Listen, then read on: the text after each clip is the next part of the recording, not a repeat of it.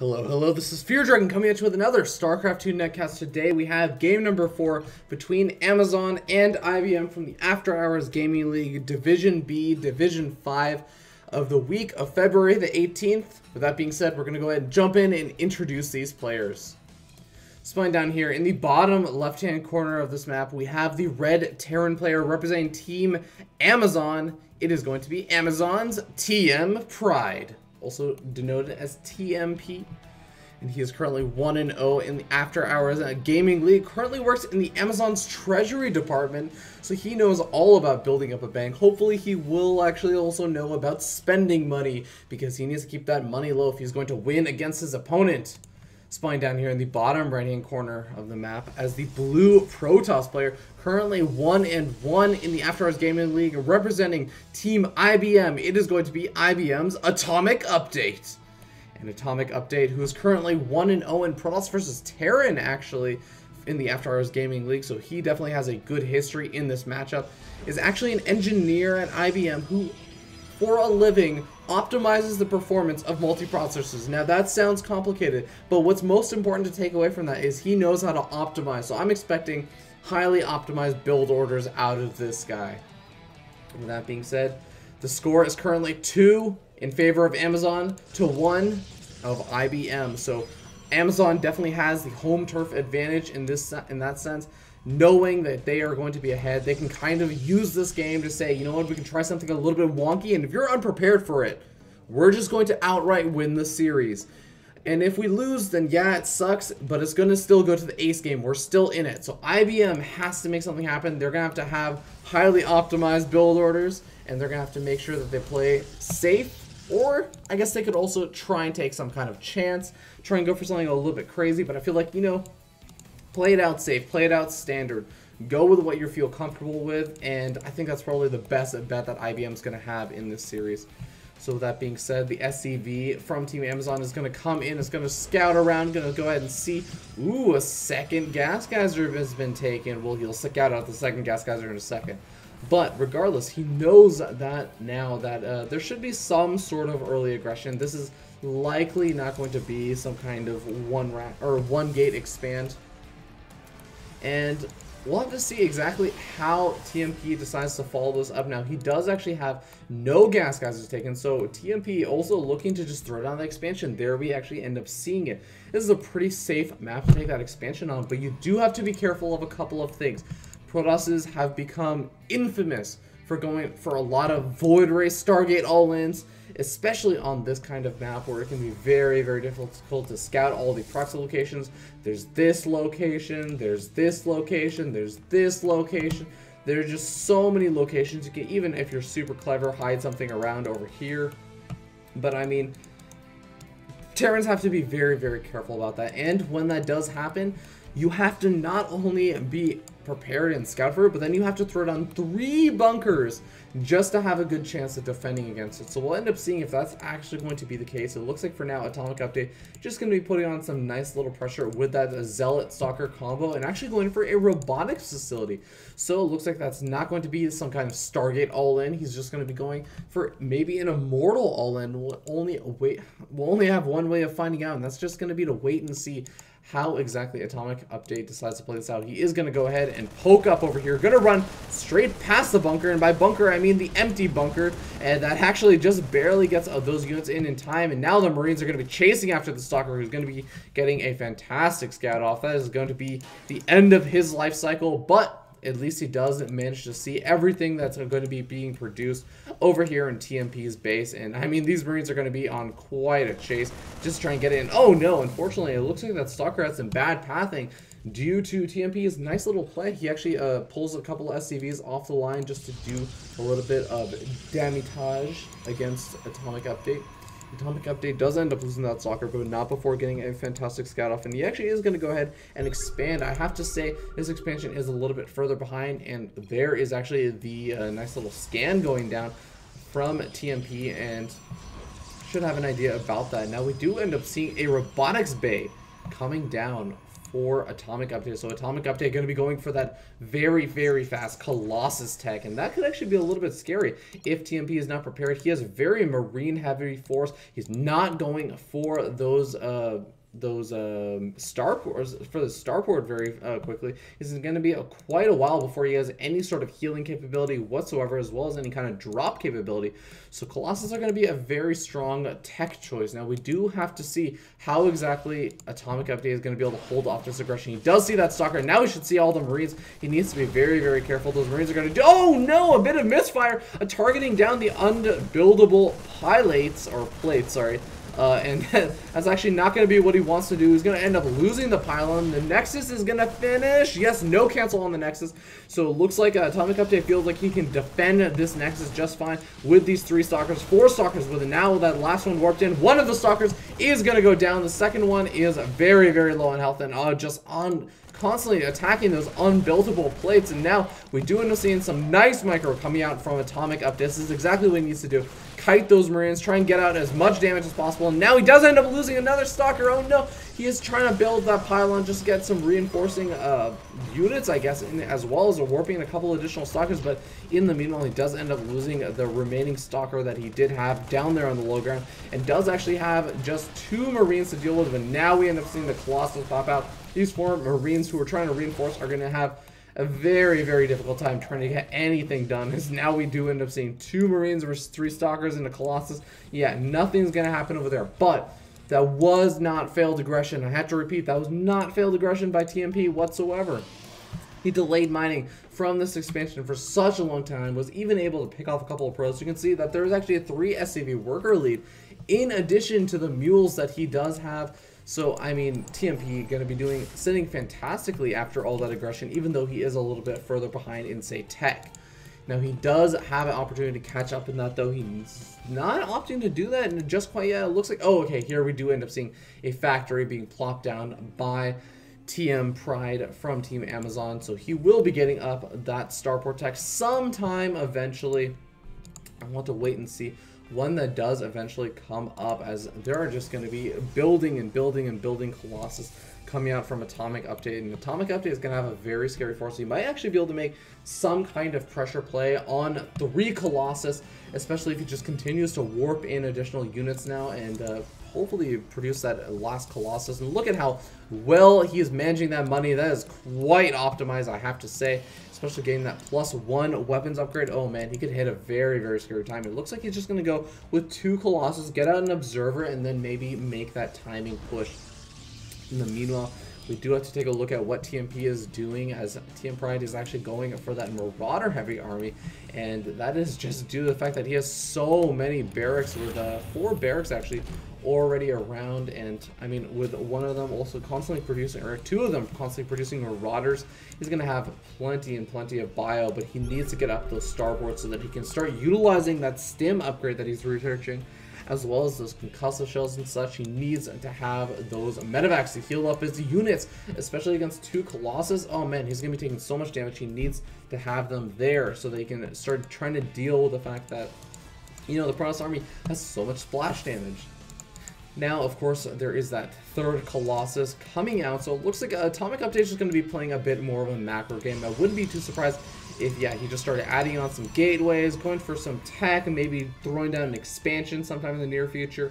I would really like to see him take this expansion over this expansion, just because this expansion will probably be a lot easier for him to defend, especially with a slightly less mobile force of Colossus and Zealots.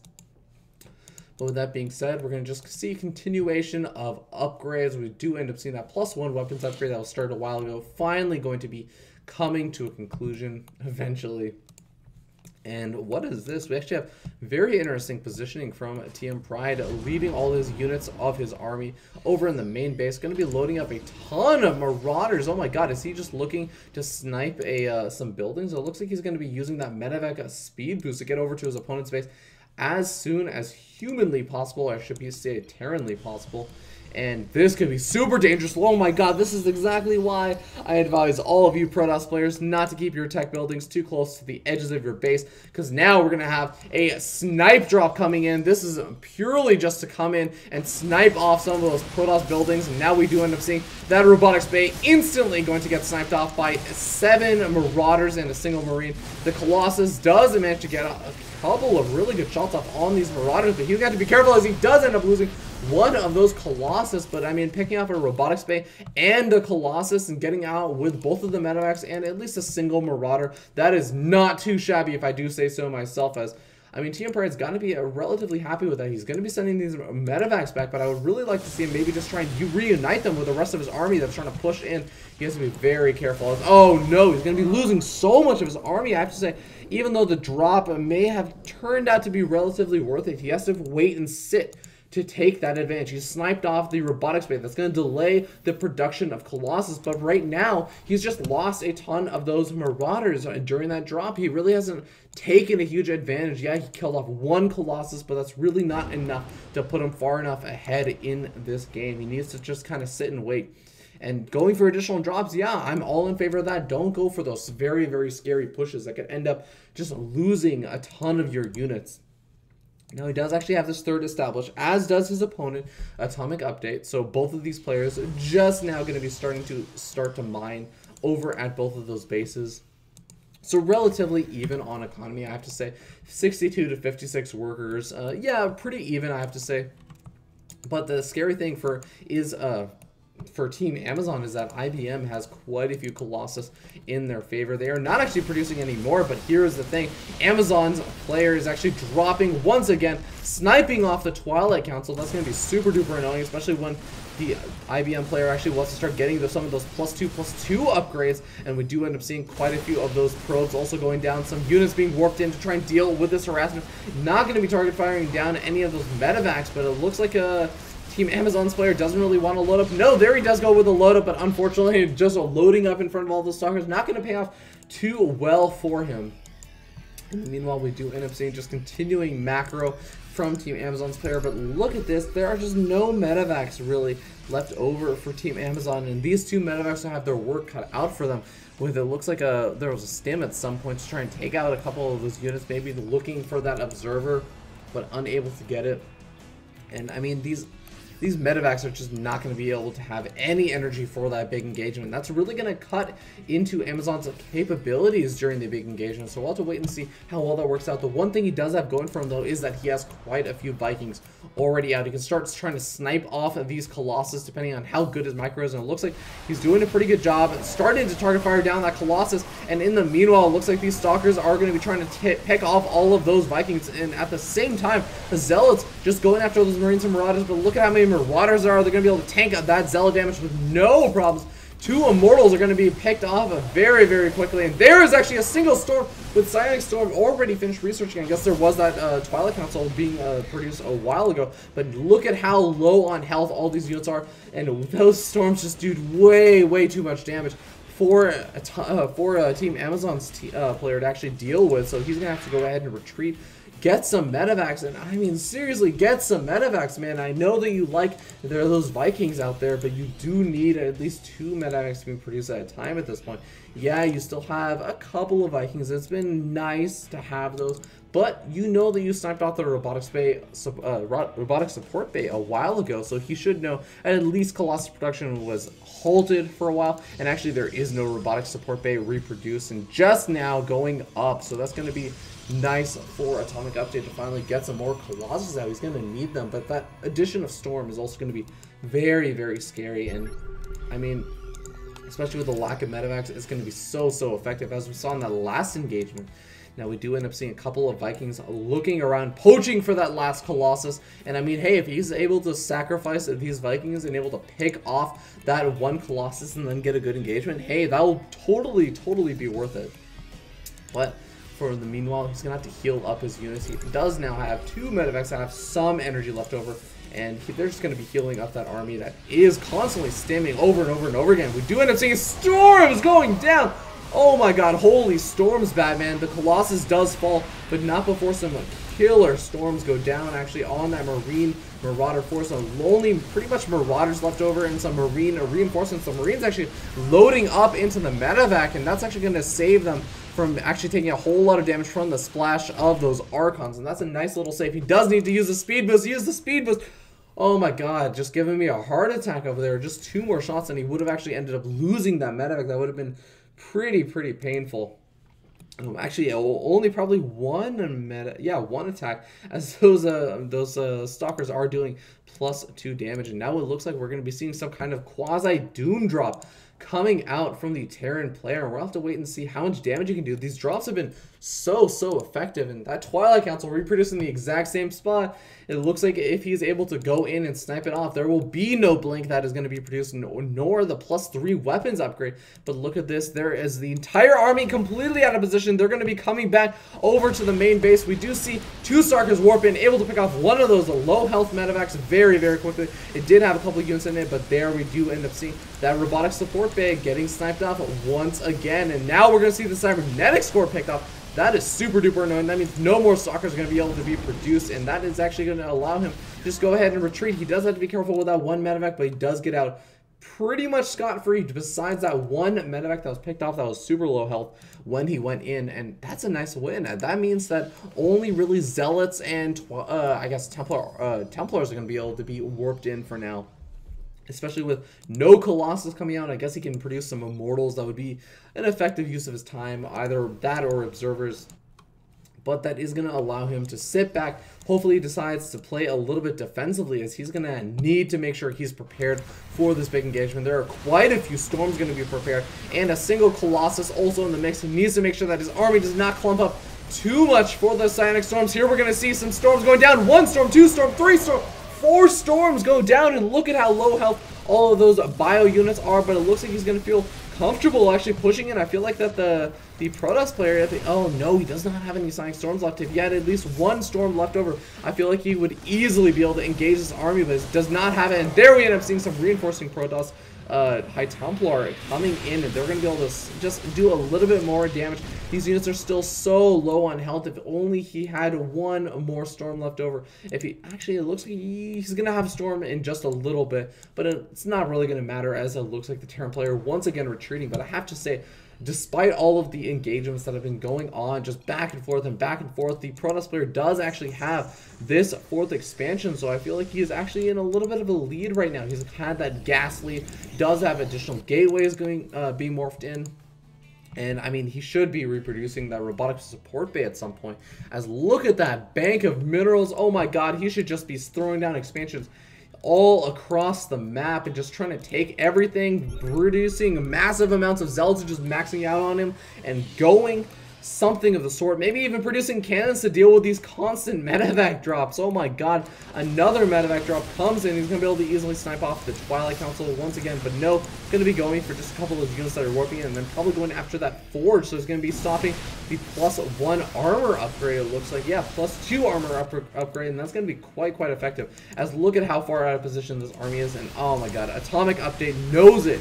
He's just going to go for it. He's just going to go for it to see what kind of good engagement he can get. I mean, you think about it, 4 medevacs worth of units are actually over in his main base, so he knows, hey, that's not going to be units that will be in the main engagement. So he's going to go ahead and try and deny this 4th expansion and be quite successful, able to pick off quite a few of those SCVs as well. 98 probes. Wow, that's a lot of probes. To 57 of those SCVs, and wow, that's really going to work out well for him if he decides to go in for a big engagement. And able to pick off quite a few of those units. Does have quite a few High Templar that are going to be morphed into Archons, but in the meanwhile, look at this production facilities. What are you talking about? I mean, as soon as he ends up picking off some of these gateways, or at least the pylons, are going to be next to no gateways actually still around. Only 4 gateways plus these 3 gateways over here actually able to produce anything, and that is going to be super difficult. In the meanwhile, AtomicUpdate trying to push in over to the natural expansion. There is a bunker, but he does have a little bit of a unit mismatch in terms of mismicroing. His units just has a single Archon, does end up losing it to just that bunker. Did not need to do that, but here we do end up seeing from Team Amazon. TMPride able to snipe off some of those remaining buildings. Now we're going to have to wait and see. Yep, AtomicUpdate mass producing those gateways over to his natural or his 4th expansion. He's definitely going to need it, as the 3rd expansion is actually going to get sniped off. And at the same time, it looks like TMPride going to be losing his natural expansion. TMPride down to just basically one base, with one base kind of scouting off over into the horizon. Going to try and hide and maybe get a little bit of hidden mining action going down. But at the same time, these Marines and Marauders have been so cost effective, basically taking out every single building in the main base except for that one Nexus. But I mean, that Nexus was not even mining gas at that point, so doesn't really need it. And at the same time, it looks like finally AtomicUpdate going to go ahead and try and retreat home to try and save his natural expansion, maybe just trying to save his 4th expansion, realizing that, hey, if this comes down to a base trade, he might actually end up losing, because the Terran army is super duper mobile. I'd love to actually see the Terran army just retreat up the ramp, load up into the medevac, and leave. He needs to leave. He does not want to be engaged in this, but some nice stutter step micro is going to be quite effective. But oh no! Look at that brilliant play from the Protoss player, sniping off all the medevacs and leaving all those Terran units just left over. No chance of actually being able to do anything. And oh my god, the most awkward moment when your Terran command center is trying to scout out for a position to do some hidden mining and realizing your opponent is actually expanding over there. That is super duper awkward. But fortunately for him, it looks like there are really only 4 Stalkers and 3 Archons that can even shoot up into the air to try and pick off that command center. So he's not even going to go for it. He's just going to go for the Jugular, try and see how much damage he can do over at the main base. In the meanwhile, this command center, actually, it looks like the Protoss player is going to be victorious, as the Terran player realizes he has no more chances of actually holding off this giant army. He's going to just go ahead and GG out. So very well done. IBM brings it up to the ace match, and it's going to be 2-2. So there's only 1 game left. Whoever wins this next game is going to advance on in their group, I guess, and will not advance in the group, but they're going to be winning in their group. And I think that yeah, both teams really need this game, as both teams are a little bit down in the games for their group. This is group 5, I believe. It's Division 5. So a very important game for both of these teams. We'll have to wait and see who's going to end up winning. Only one way to find out. I will see you guys in game number 5.